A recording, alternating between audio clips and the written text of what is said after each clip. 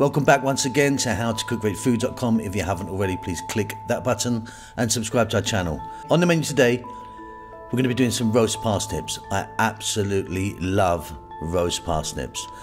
So what we're going to do is just give them a little wash. Some people peel them, but I don't see any need to do that. So just a little wash.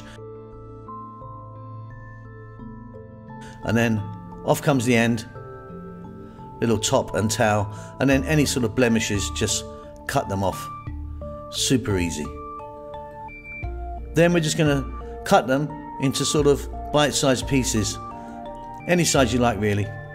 So they go onto a metal tray, salt, pepper, a little bit of cooking oil. I'm actually using the sunflower oil, some butter.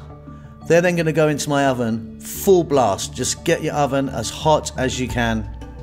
They're going to go in for about 20 to 25 minutes at this size, and that's it. Out they come. Absolutely banging. I love roast parsnips.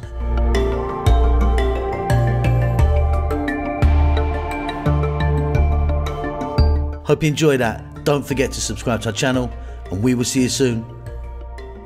Lots of love.